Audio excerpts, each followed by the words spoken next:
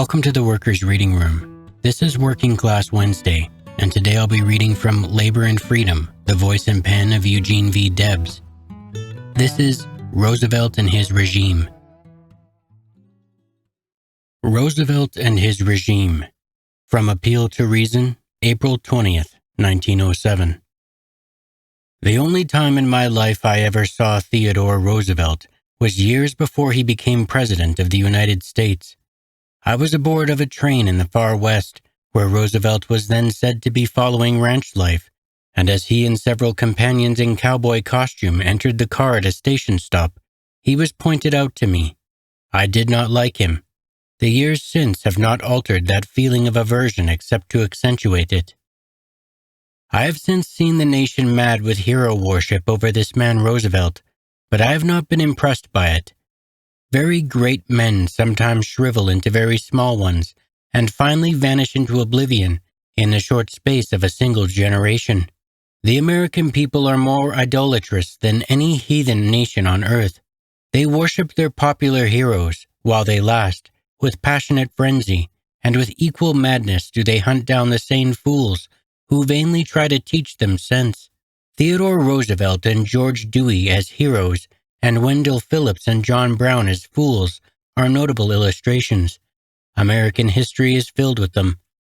But my personal dislike of the cowboy in imitation who has since become president, however justifiable, would scarcely warrant a public attack upon his official character, and this review, being of such a nature, is inspired, as will appear, by entirely different motives.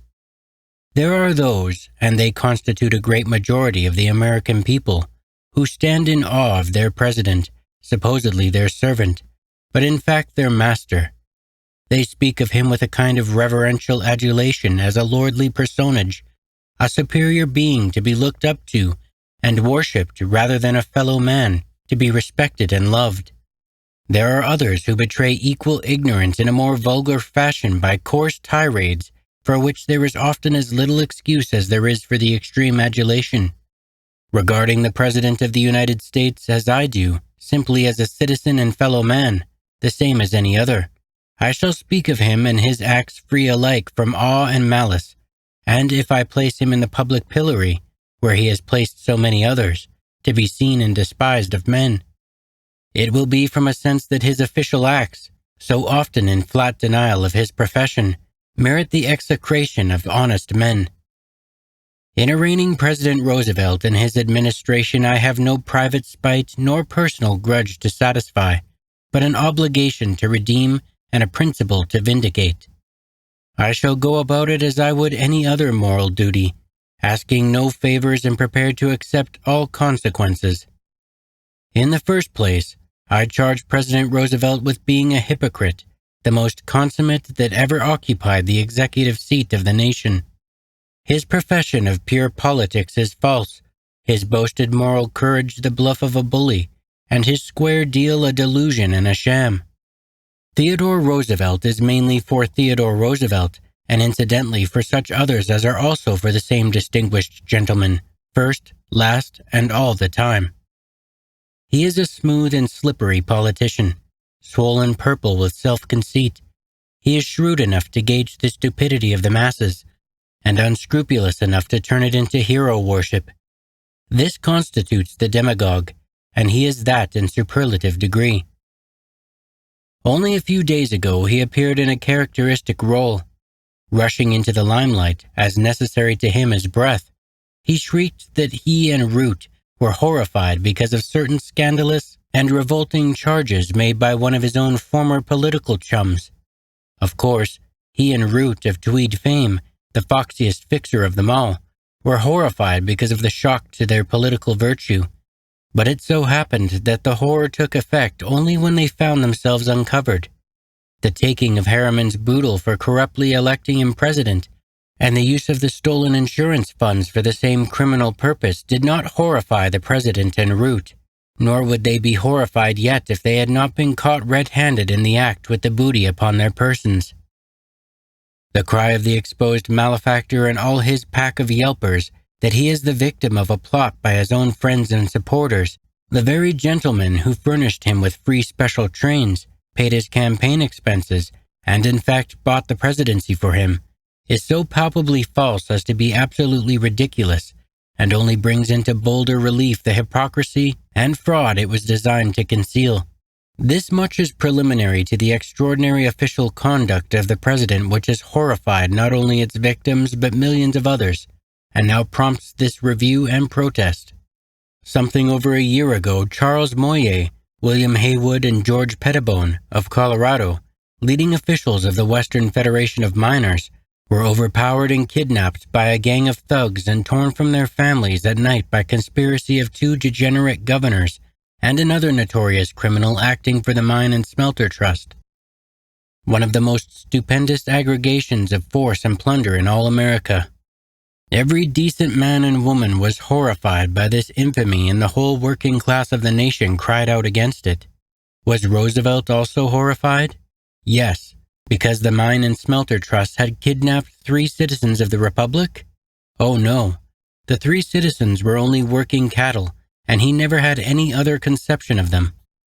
He was horrified because the Mine and Smelter Trust, unclean birds that feather their nests, especially in Colorado, with legislatures and United States senatorships, had not killed instead of kidnapping their victims. Then and there, Theodore Roosevelt disgraced himself and his high office, and his cruel and cowardly act will load his name with odium as long as it is remembered. The Mine and Smelter Trust had put up the funds and used its vast machinery for Roosevelt, and now Roosevelt must serve it even to the extent of upholding criminals, approving kidnapping and murdering its helpless victims.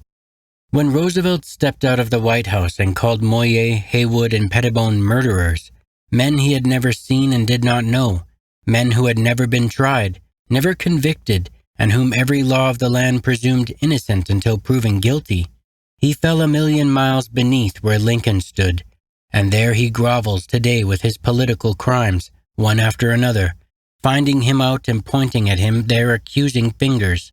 No president of the United States has ever descended to such depths as has Roosevelt to serve his law-defying and crime-inciting masters. The act is simply scandalous and without a parallel in American history. What right has Theodore Roosevelt to prejudge American citizens, pronounce their guilt, and hand them over to the hangman? In a pettifogging lawyer, such an act would be infamous. In the president of the nation, it becomes monstrous and staggers belief. All that Roosevelt knows about Moyer, Haywood, and Pettibone he knows from his friends, their kidnappers. The millions of working men and women, embracing practically every labor union in America, counting for nothing with him. He is not now standing for their votes. He is fulfilling his obligation to the gentlemen who put up the coin that elected him, paying off the mortgage they hold upon his administration. Theodore Roosevelt is swift to brand other men who even venture to disagree with him as liars.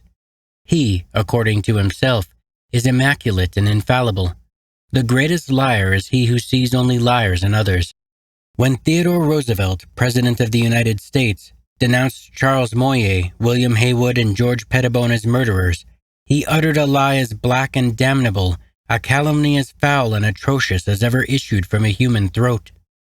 The men he thus traduced and vilified, sitting in their prison cells for having dutifully served their fellow workers and having spurned the bribes of their masters, transcend immeasurably the man in the White House, who, with the cruel malevolence of a barbarian, has pronounced their doom.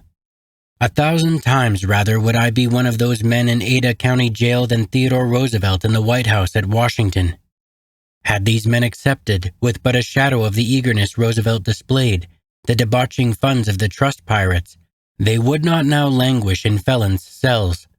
The same brazen robbers of the people and corrupters of the body politic who put Moyer, Haywood, and Pettibone in jail also put Theodore Roosevelt in the White House. This accounts for his prostituting the high office Lincoln honored and resorting to methods that would shame a Bowery ward healer. Moyer, Haywood, and Pettibone are not murderers. It is a ghastly lie, and I denounce it in the name of law and in the name of justice. I know these men, these sons of toil. I know their hearts, their guileless nature, and their rugged honesty. I love and honor them, and shall fight for them while there is breath in my body. Here and now I challenge Theodore Roosevelt. He is guilty of high crimes and deserves impeachment. Let him do his worst. I denounce him and defy him. During my recent visit at Washington, I learned from those who know him what they think of Roosevelt. Among newspaper men, he is literally despised. Their true feeling is not apparent in what they write, for they know that the slightest offense to the president is lèse-majesté and means instantaneous decapitation. For the second time, Theodore Roosevelt, President of the United States, has now publicly convicted Moyer, Haywood, and Pettibone. He has not pronounced condemnation upon Harry Thaw or any rich man charged with murder. He has, however, made a postmaster of a man in Chicago charged by the Chicago Tribune with having shot another man in a midnight brawl over disreputable women, and then used his influence to make the same man mayor of that city. Moyer, Haywood, and Pettibone, the three working men kidnapped by the Mine and Smelter Trust, have now been in jail 14 months.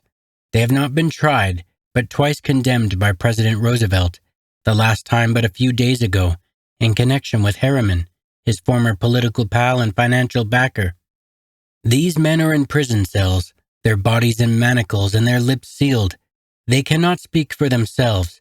They are voiceless and at the mercy of calumny. No matter how grossly outraged, they must submit.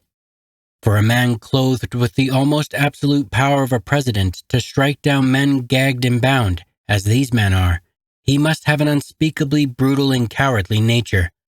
Just such a nature as the government of an empire state must have to turn a deaf ear to the agonizing entreaties of a shrieking, shuddering woman and see her dragged into the horrors of electrocution. The true character of this man is being gradually revealed to the American people. He has never been anything but an enemy of the working class. He joined a labor organization purely as a demagogue. In all his life, he never associated with working people. His writings, before he became a politician, show that he held them in contempt. When he entered political life, he soon learned how to shake hands with a fireman for the camera and have his press agent do the rest. And it was this species of demagoguery, the very basest conceivable, that idolized him with the ignorant mass and gave him the votes of the millions he in his heart despised as an inferior race. In his book on ranch life and the hunting trail, page 10, written long before he entered politics, Roosevelt reveals his innate contempt for those who toil. After describing cowboys when, quote, drunk on the villainous whiskey of the frontier towns, end quote, he closes with this comparison, which needs no comment. Quote, there are much better fellows and pleasanter companions than small farmers or agricultural laborers, nor are there mechanics and workmen of a great city to be mentioned in the same breath, end quote. The pretended friendship for the great body of working men who are not to be compared to drunken cowboys has served its demagogical purpose. But the final chapter is not yet written. There will be an awakening, and every official act of Theodore Roosevelt will be subjected to its searching scrutiny. He has always been on the side of capital wholly, while pretending the impossible feat of serving both capital and labor with equal fidelity. And only the deplorable ignorance of his dupes has applauded him in that hypocritical role. The anthracite miners, or their children at least, will someday know that it was President Theodore Roosevelt who handed them over to the Coal Trust with a gold brick for a souvenir, labeled arbitration. Theodore Roosevelt is an aristocrat and an autocrat. His affected democracy is spurious and easily detected. He belongs to the upper crust, and at the very best he can conceive of the working class only as contented wage slaves. And no one knows better than he how easily these slaves are duped and how madly they will cheer and follow a cheap and showy hero. The simple fact is that Theodore Roosevelt was made president by the industrial captains and the robbers in general of the working class. They picked him for a winner, and he has not failed them. Elected by the trusts and surrounded by trust attorneys as cabinet advisors, Roosevelt is essentially the monarch of a trust administration. If this be denied, Roosevelt is challenged to answer if it was not the railroad trust that furnished him gratuitously with the special trains that bore him in royal splendor over all the railways of the nation. He is challenged to publish the list of contributors to his political sewer funds, amounting to millions of dollars, and freely used to buy the votes that made him president. Did or did not the men known as trust magnates put up this boodle drawn from the veins of labor? Will Mr. Roosevelt deny it? Did he not know at the time that his man Cortelyou was holding up the trusts for all they would cough up for his election? Will he dare plead ignorance to intelligent persons as to who put up the money that debauched the voters of the nation? It is true that a spasm of virtuous indignation seized him when he found that the trusts had slipped the lucre into his slush funds when he was not looking, but this was only after he saw the people looking behind the curtain. Then he bounded to the footlights and denounced Alton B. Parker as a liar for charging that the trusts were furnishing the boodle to make him president, but no man not feeble-minded was deceived as to who was the liar. Read the Washington Press Dispatch in the Kansas City Journal of April 4th. Quote, "It was declared in banking circles that light could be shed on the question of campaign contributions in 1904 if the books of the National Republican Committee were thrown open." End quote. The books will not be thrown open. Roosevelt will not allow it. He knows they contain the damning evidence of his guilt. The case is clearly stated in the platform of the Democratic State Convention of Missouri, adopted in 1906, which reads as follows, quote, "We believe Theodore Roosevelt insincere. Pretending to invest against the crimes of trusts and corporations, he openly defended Paul Morton when, as manager of the Santa Fe Railroad, he was compelled to confess enormous rebates to the Colorado Fuel and Iron Company. It was Roosevelt who advanced the pernicious doctrine that you must punish the corporation, not its officials who cause it to commit crime. It was Roosevelt who denounced large campaign contributions, while his Secretary of Commerce and Labor was fleecing the corporations out of one of the biggest slush funds ever known in the history of American politics." End quote. President Roosevelt may shout liar until he turns as black in the face as are the cracksmen at heart who burglarized the safes of the New York insurance companies to land him in the White House, while he was toying with the names of Jimmy Hyde and Chauncey Depew as pawns in the corrupt game. But the damned spot will not out until the whole truth is known and the whole crime expiated. The publication of the Roosevelt-Harriman correspondence places the president in his true colors before the American people. It explains his hot haste in condemning Moyer, Haywood, and Pettibone to the gallows and sending Taft to Idaho to assure the Smelter Trust and warn the protesting people that the kidnapping of the working men was sanctioned by the White House and would have the support of the national administration. A more shameful perversion of public power never blackened the pages of history. This national scandal shows up the president's two-faced character so clearly and convincingly that it leaves not so much as a pinhole for escape. It is a damning indictment of not only the president, but the whole brood of plutocrats, promoters, and grafting politicians who have been looting this nation for years. There is one among these illuminating epistles which I will burn in the minds of the working-class dupes who have been bowing in the dust before this blustering bully of the White House. Quote, "Personal, October 1st, 1904. My dear Mr. Harriman, a suggestion has come to me in roundabout way that you do not think it wise to come to see me in these closing weeks of the campaign, but that you are reluctant to refuse, inasmuch as I have asked you. Now, my dear sir, you and I are practical men, and you are on the ground and know the conditions better than I do. If you think there is any danger of your visit to me causing trouble, or if you think there is nothing special I should be informed about, or any matter in which I could give aid, why, of course, give up the visit for the time being, and then, a few weeks hence, before I write my message, I shall get you to come down to discuss certain government matters not connected with the campaign. With great regards, sincerely yours, signed, Theodore Roosevelt." End quote. Does this not brand the president with the duplicity of a Tweed and the cunning of a Quay? Would a president who is honest with the people clandestinely consort with the villain he characterizes as a liar and all that is vicious? The disclosures made in the secret correspondence strip the president of the last shred of deception with which to cloak his perfidy.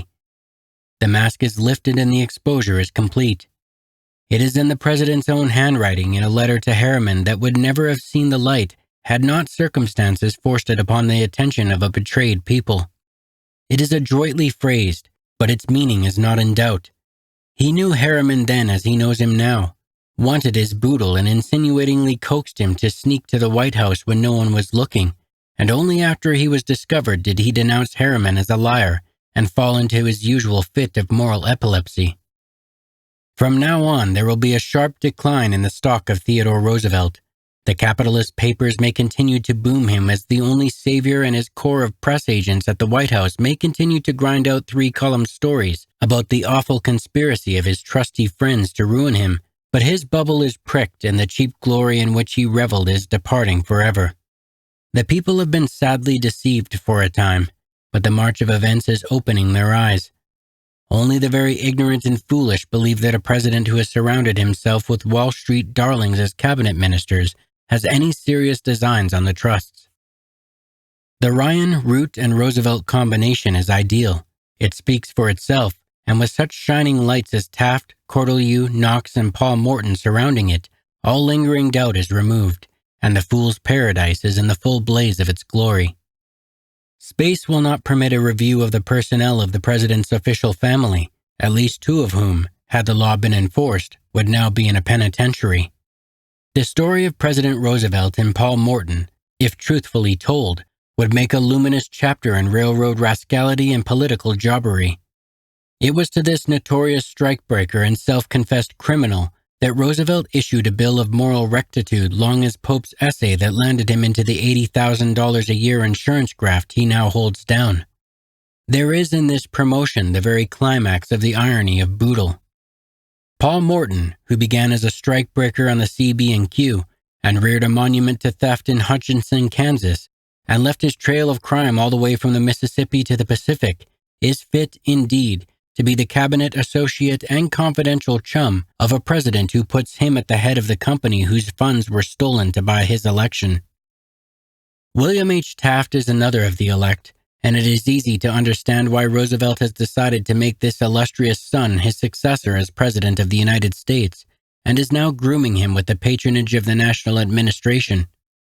Taft is a man after Roosevelt's own heart. Among his early acts as a judge, he fined the bricklayers of Cincinnati $2,000 for going on a strike. He was next whirled to Toledo by special train and ordered by the Toledo, Ann Arbor, and North Michigan Railroad to issue an injunction binding and gagging its striking engineers and firemen and locking their leader up in jail, and he complied with alacrity. From that time on, it has been smooth sailing for the accommodating judge, and there is not a bloated plutocrat in the land who would not hail with joy the election of William Taft as president. He would be almost as acceptable to these vultures as Roosevelt himself.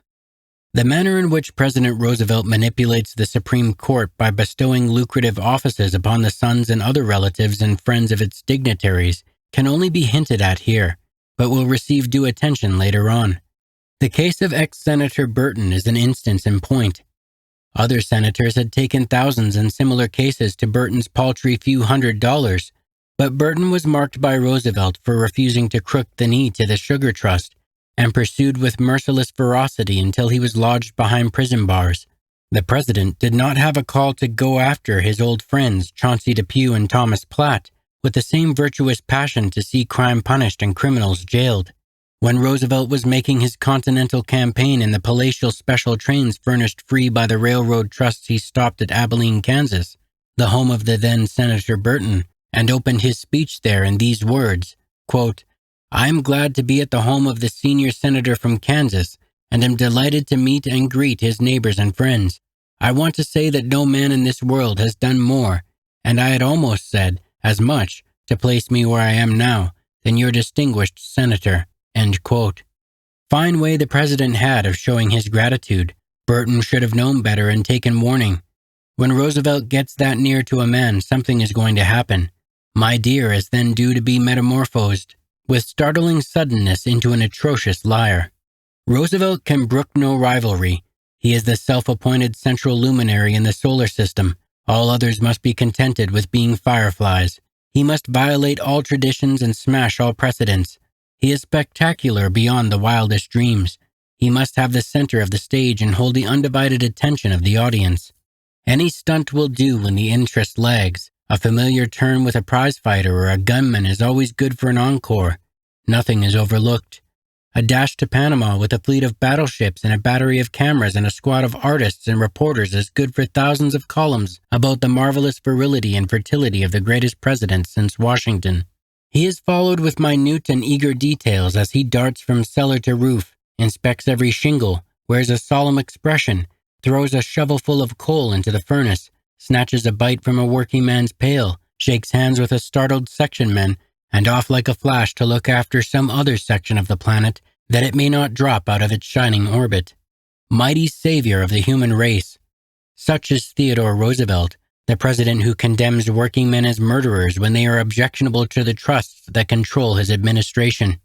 Archbishop Ireland, the plutocratic prelate, will cheerfully certify to Roosevelt as the anointed of the Lord, and this will make another interesting chapter for a later review, a chapter that will deal with Ireland as the political as well as the spiritual advisor of Jim Hill and the Great Northern, and of court decisions awarding him thousands of acres of land, and making of the alleged followers of the Tramp of Galilee a multimillionaire, a chapter that will tell of a high priest sounding the political keynote to his benighted followers in exchange for a promised voucher for a red hat to be worn in the land of freedom in which the state and church are absolutely divorced. Only a few of the facts about Roosevelt and his regime have been here stated, but enough to satisfy all honest men that Theodore Roosevelt is the friend of the enemies and the enemy of the friends of this republic. That is the end of the reading, and this concludes Working Class Wednesday. Thank you for listening to the Workers' Reading Room. Have a good evening.